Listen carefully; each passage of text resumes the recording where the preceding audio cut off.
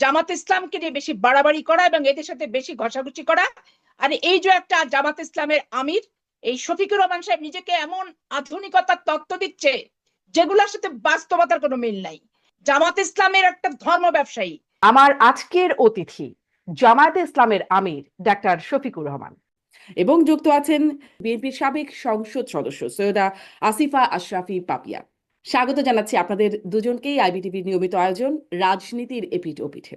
ধন্যবাদ আপনাকে এবং আপনার শ্রোতা দর্শক মন্ডলীকেও ধন্যবাদ।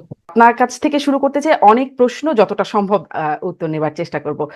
খালেদা জিয়া যখন বিদেশে যাচ্ছেন, লন্ডনে যাচ্ছেন, তখন জামায়াতের আমিরের সাথে প্রধান উপদেষ্টার বৈঠক চলছে বা বৈঠক হচ্ছে। এই ক্ষেত্রে আমি একটা কথা বলি, এই সরকারের সবচেয়ে অসহনীয় এবং অসহ্য বিষয় হচ্ছে এই জামাত ইসলামকে নিয়ে বেশি বাড়াবাড়ি করা এবং এদের সাথে বেশি ঘষাঘষি করা। আর এই যে একটা জামাত ইসলামের আমির এই শফিকুর রহমান সাহেব নিজেকে এমন আধুনিকতার তত্ত্ব দিচ্ছে যেগুলোর সাথে বাস্তবতার কোনো মিল নাই।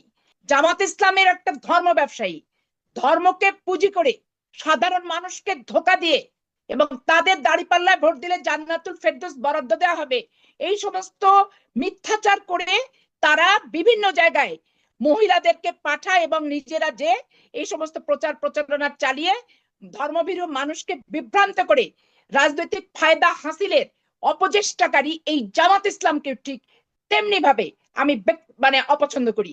তার কারণ এদের রাজনৈতিক সত্তাই হচ্ছে ধর্ম ব্যবসা করা।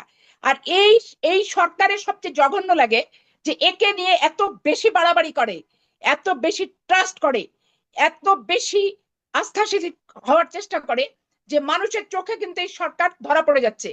কারণ বাংলাদেশের মানুষ মুক্তিকামী মানুষ, বাংলাদেশের মানুষ স্বাধীন চেতা মানুষ, বাংলাদেশের মানুষ মুক্তিযুদ্ধের চেতনায় বিশ্বাসী মানুষ। এই মুক্তিযুদ্ধ একটা মাত্র সংগঠনের কারণে মুক্তিযুদ্ধের চেতনাকে ক্ষতিগ্রস্ত করবে, আঘাত হানবে, এই জিনিসটা কিন্তু কেউ আমরা বরদাস্ত করবো না এবং আমরা বরদাস্ত করতে কিন্তু পারিও না।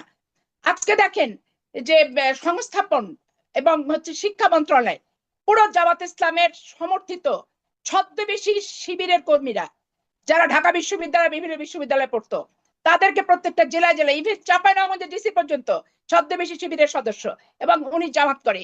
ওপেন জামাত ইসলামের লোকেরা বলে বেড়ায় যে আমাদের ডিসি তো জামাত ইসলাম করে, আমাদের সংগঠন করে।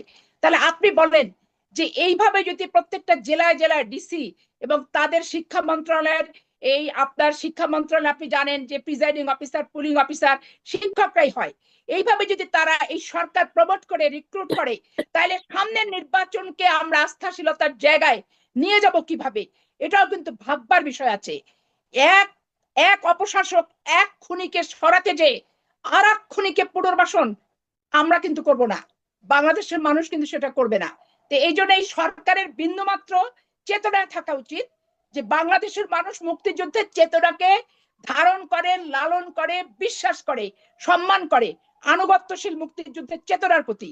অতএব নাড়াঘাটা যে যাই করুক মোটামুটি ভাবে একটু লেভেল রেখে এদের চিন্তা করা দরকার, এমন কিছু করা উচিত না যাতে তারা বিতর্কিত হয়। এই জন্য এই সরকারের এই ব্যাপারে এখন আরেকটা কথা বলি, এই সরকার সংস্কার মাঝে মধ্যে হঠাৎ হঠাৎ স্বপ্ন দেখার মতো করে সংস্কার কথা উচ্চারণ করে যখন রাজনৈতিক সংগঠনগুলো বেশি সোচ্চার হয় যে নির্বাচনের দিন তারিখ নিয়ে।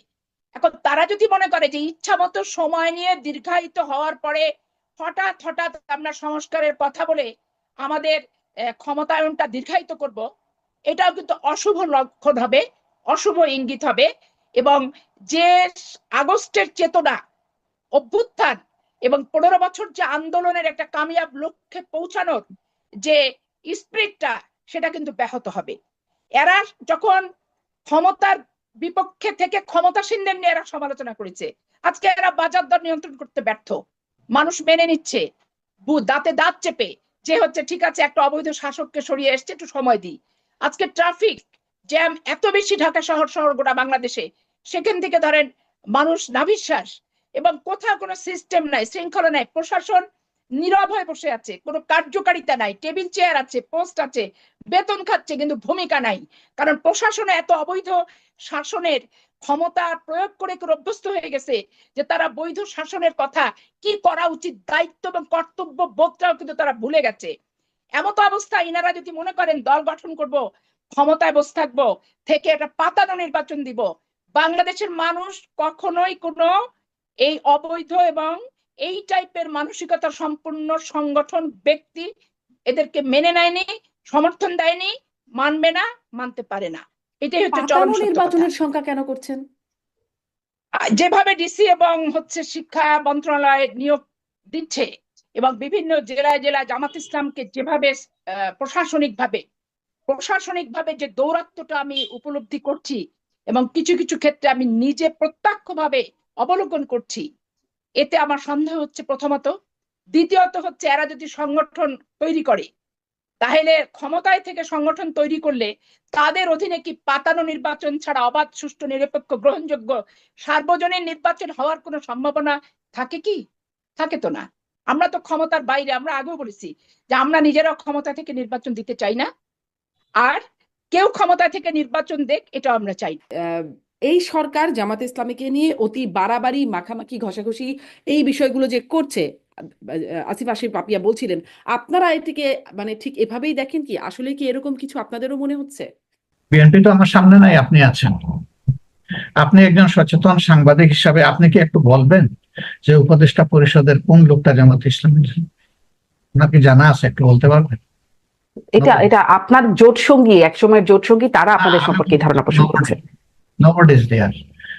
তারা কারা? তাদেরকে আমি কোনো দলীয় পরিচয়, কারো প্রতি সহানুভূতিশীল, কারো প্রতি দুর্বল, তার অতীত রাজনৈতিক সংশ্লিষ্টতা, এই নিয়ে আমি তাদেরকে প্রশ্নবিদ্ধ করা আমার জন্য আমি উপযুক্ত নই। তাহলে আপনি কি বলবেন যে না, আপনার আসলে আপনাদের সাথে সরকারের বিশেষ কোনো সম্পর্ক বা কোনো প্রভাব নাই, আপনাদের সরকারের উপর কোনো গুরুত্ব নেই? 10টা দলের যেমন আমাদেরও তেমন, প্রশ্নই ওঠে না। জি, এই যদি এটা বলে থাকেন, এটা আরেকটা আনজাস্ট। আপনার কাছে এবার একটু আসি যে আপনারা রাষ্ট্র সংস্কারে যে 41 দফা প্রস্তাব দিয়েছেন, সেই বিষয়গুলো নিয়ে কয়েকটা বিষয় একটু কথা বলতে চাইবো। আপনারা বলছেন বিচার বিভাগকে নির্বাহী বিভাগ থেকে আলাদা করা, বহুদিনের দাবি এটা, এরকম একটা দাবি আছে। বিভিন্ন ন্যায় বিচার নিশ্চিতে আইন সংস্কার, পুলিশ সংস্কার, দুদককে শক্তিশালী করা, পুলিশ আইন পরিবর্তন, এরকম বেশ কিছু, মানে যেহেতু 41টা দফা, অনেক কিছু আছে আপনাদের সেই দফায়। আপনারা তো 2001 থেকে 6 বিএনপি জামাত জোট সরকার করেছিল, তখন এই বিষয়গুলো নিয়ে কেন ভাবেননি? মানে বিচার বিভাগকে পৃথকীকরণ, এই বিষয়গুলো তো পুরনো বিষয় ছিল, তখন কেন এই বিষয়গুলো নিয়ে আপনারা কাজ করেননি? প্রশ্ন করেছেন। আমি মিডিয়ার সামনে এই প্রশ্নের মুখোমুখি বারবার হয়েছি এবং আপনার কাছ থেকেও আজকে আবার হলাম। এই জন্য আপনাকে ওয়েলকাম এই প্রশ্ন করার জন্য। এই বিষয়গুলো, অতীতের অভিজ্ঞতাগুলো সামনে রেখেই এবারকার এই ইন্টারিম গভর্নমেন্টের জন্য আমরা মূল থেকেই বলে আসছিলাম যে তাদেরকে যৌক্তিক সময় দিতে হবে। আমরা কিন্তু মূল থেকে কোনো সময় বেঁধে দেইনি যে এতটুকু সময়ের সীমাবদ্ধতার মধ্যে যা পারেন আপনাদেরকে করতে হবে, ওটা আমরা বলি নাই। আমরা বলছি যে এই সরকারকে এই মৌলিক জায়গাগুলোতে সংস্কার করে ফেলতে হবে।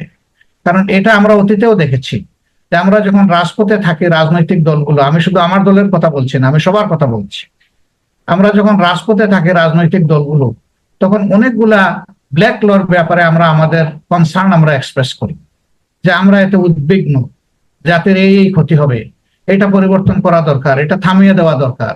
কিন্তু সেই আমরাই যখন আবার দেশ শাসনের সুযোগ পেয়েছি, আমরা তখন সাথে সাথে এটা ভুলে গেছি। প্রত্যেকটা দলের একই অবস্থান ছিল, এটা আমার নির্দ্বিধায় স্বীকার করতে কোনো অসুবিধা নেই।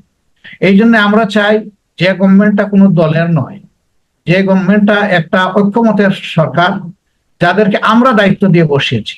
তারা নির্বাচিত হয়ে এখানে আসেননি, ভোট প্রার্থী হয়ে আসেননি, তারা এসেছেন জনগণের আকাঙ্ক্ষা ফুলফিল করুন। এই সরকার দ্বারা এই কাজগুলো আমাদের সমাধান হয়ে যাওয়া দরকার। এই জন্য আমাদের এই ক্ষেত্রে ভয়েস ক্লিয়ার এন্ড লাউড, একেবারে পরিষ্কার। আমরা চাই না। তারেক রহমান কবে ফিরবেন, এই বিষয়ে কি আপনাদের ধারণা আছে? তারেক রহমান কবে ফিরবেন এই বিষয়ে আমি যে পর্যায়ে দলে আমার অবস্থান, এই উত্তর আমার পক্ষে স্পষ্ট করে দেওয়াটা সম্ভবপর নয়।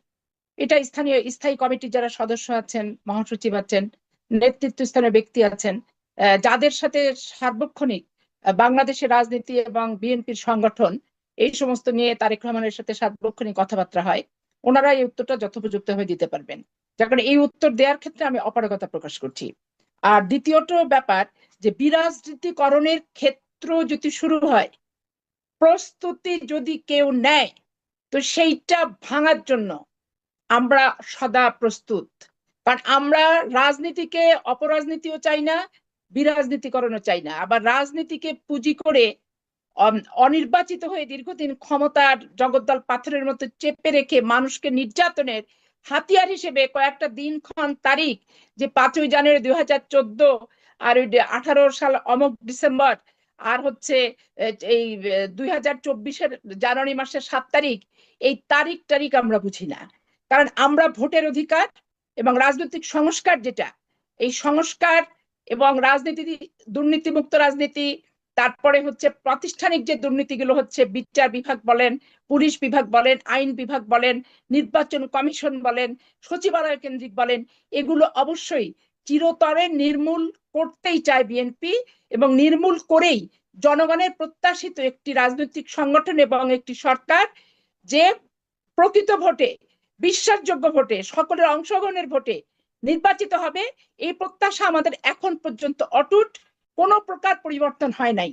অপরিবর্তিত মানসিকতা এখন পর্যন্ত আছে এবং ততক্ষণ পর্যন্ত থাকবে যতক্ষণ পর্যন্ত আমরা কামিয়াব লক্ষ্যে পৌঁছাতে না পারি।